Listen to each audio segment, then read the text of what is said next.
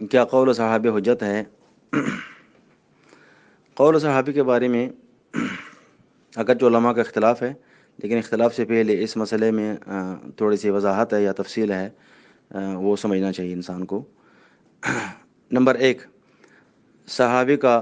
وہ قول جس کا تعلق اجتہاد اور رائے اور استنباط سے نہ ہو، وہ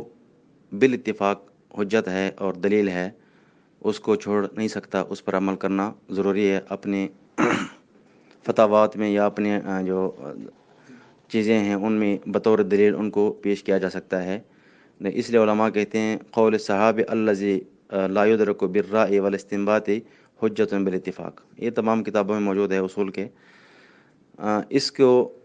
محدثین بسا اوقات مرفوع حکم نام رکھتے ہیں، یعنی یہ عمل صحابی کا یا قول صحابی کا جس کا تعلق رائے سے نہ ہو،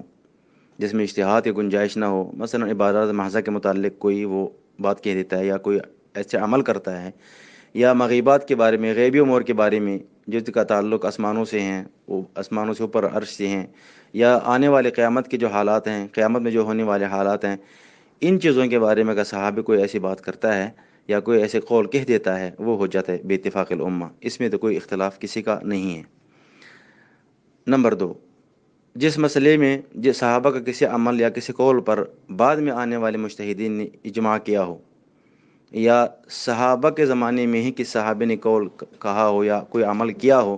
باقی صحابہ نے دیکھ کر خاموشی اختیار کی ہو، تو یہ بھی حجت ہے بالاتفاق، کیونکہ یہ اجماع سکوتی ہیں، اس کو اجماع سکوتی کہلاتے ہیں شریعت میں۔ یہ بھی دلیل ہے، اس کو بھی دلیل کے طور پر پیش بھی کیا جا سکتا ہے بالاتفاق۔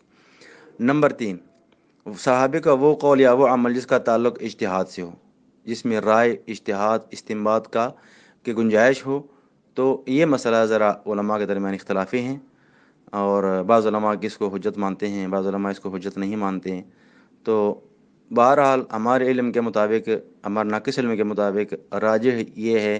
کہ یہ صحابی کے قول حجت ہیں، البتہ حجت ملزمہ نہیں ہے۔ حجت ملزمہ سے مراد یہ ہے کہ یہ لازم نہیں ہے کہ اسے مجتہد اسی قول کو اپنائیں، اس کو چھوڑ نہیں سکتا، اس کو چھوڑ نہیں سکتا، ایسی بات نہیں ہے۔ لیکن ائمہ کرام نے اس کو بسا اوقات اس کو دلیل بنایا ہے، صحابے کے قول اور عمل کو۔ تقریباً ائمہ اربعہ کے جو کتابیں ہیں، ان کے جو ماخذ مصادر ہیں، ان میں قول صحابے کو حجت کے طور پر شمار کیا ہے، اور کئی مسائل اس پر انہوں نے بنائے ہیں، فروعات اس پر بنائی ہیں۔ تو بہتر یہ ہے کہ صحابہ کرام کا جو تیسری قسم کا جو قول ہے جس میں اجتہاد و استنباط کی گنجائش ہو، وہ حجت ملزمہ تو نہیں ہے، البتہ اس پر عمل کرنا، اس کے مطابق چلنا بہتر ہے، یہی اسی میں احتیاط ہے۔